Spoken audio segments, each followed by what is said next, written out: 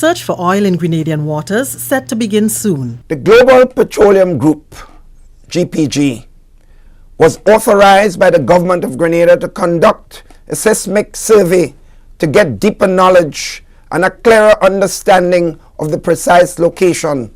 Details to this story and more in the National Report.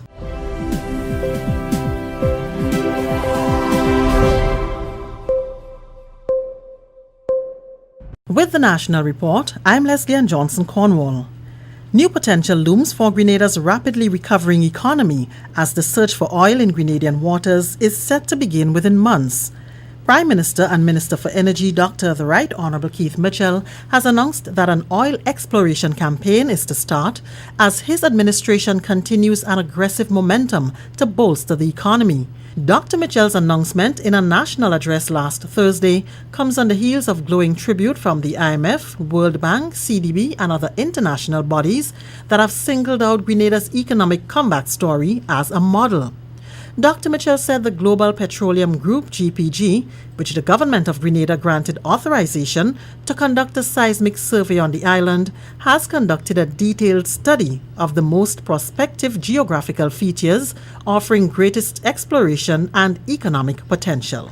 They have prepared all the engineering and logistical plans for the exploratory drilling campaign, engaged all contractors also, subcontractors, vendors that are necessary, and are on the verge of commencing exploratory drilling campaign within the next month or two.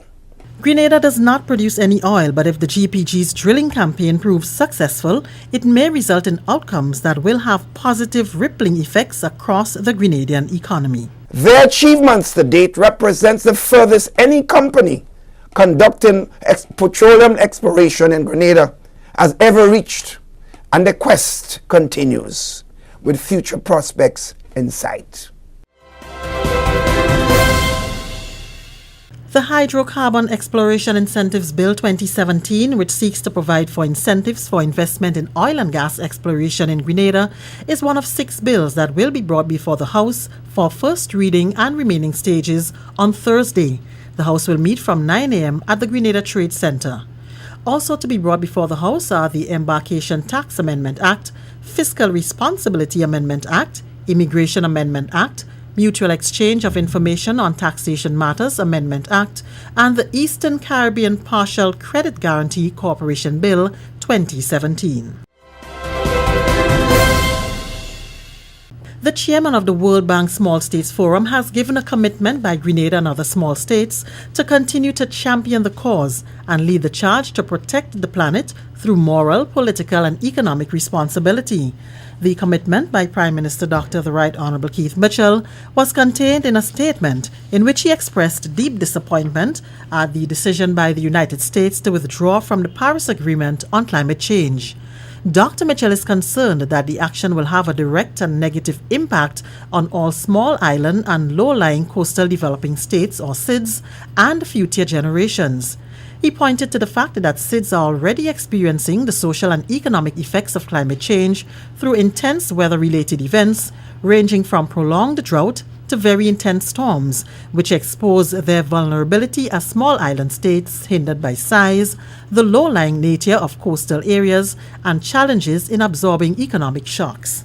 The statement adds that it is encouraging that the overwhelming majority of nations around the world has restated the support and commitment to the agreement, remaining resolute in moving forward irrespective of the United States action.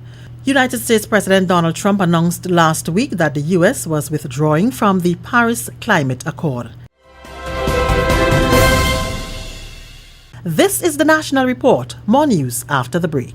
The Keith Mitchell-led administration has resurrected the state pension issue after previous governments backed away following its removal during the revolution. This has now become a matter of high priority with legacy-defining potential. This after the government refused to appeal the Hermelin Armstrong case and to restore her pension in accordance with a High Court judgment. Now, the Mitchell government is inviting solution-driven dialogue as it presses ahead to restore pension to public officers. Cartac has been contracted to provide possible solutions. A pension consultant from Washington is also on the case. The IMF has pledged technical support, and government is urging stakeholders and union leaders in particular to come to the table. The Mitchell government is appealing for solution-driven dialogue designed to restore state pension to public officers. Grenada is receiving assistance from the World Health Organization and PAHO to develop a human resource and health action plan. A one-day workshop was held recently at the Public Workers Union building, which placed Grenada's current healthcare system under the microscope and consulted with key stakeholders to develop an action plan that will chart the way towards improved health care. It is part of the Ministry of Health's drive to address some of the shortcomings in the system. Dr. Gail Thomblin-Murphy of Dalhousie University in Canada facilitated the workshop. To help us understand best ways to strengthen our health systems and our workforce, and also how to evaluate those to see if we're moving forward in the right way. And when we're not moving forward in the right way, then we need to think about changes and flexibility. In healthcare, we have not been nimble. We've not been flexible. As much as we like to say we are, we're not. Change is very, very good unless it means I need to be involved in that change. And I have witnessed this since my time as a baby nurse in terms of change. So we are here today. I am thrilled to have this opportunity to bring the technical support to you. Health Minister the Honourable Nicholas Steele reiterated that the delivery of healthcare in Grenada needs to change in order for its delivery to be of excellent standard. We, the Ministry of Health, and all of our stakeholders and partners must change. If we do not change, we will fail. We will fail the expectations of the people. We will fail ourselves, because we are the very recipients of that health care as well. There is no politics in this. There are people's lives at stake. It's the health of the nation that is at stake. And in closing, I leave you with just one thought for today. All of us are only one decision away from a better life. Grenada's Prime Minister is in New York this week participating in the United Nations Oceans Conference, the high-level UN conference to support the implementation of Sustainable Development Goal 14, conserve and sustainably use the oceans, seas and marine resources for sustainable development, is convened at the United Nations headquarters from June 5th to 9th to coincide with World Oceans Day, in support of the implementation of Sustainable Development Goal 14. Grenada was selected as one of the 14 nations to co-chair a partnership dialogue during the week-long conference, mainly because of Grenada's leadership among small island developing states on issues such as climate change mitigation and adaptation and blue growth.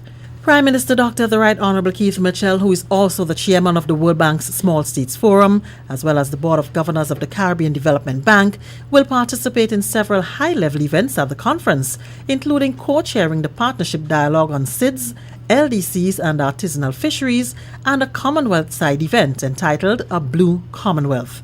Grenadian delegates Ambassadors Angus Friday and Keisha Maguire, as well as Dr. Spencer Thomas, will facilitate other events at the conference, also including the events related to the Global Island Partnership, for which Grenada is also a co-chair.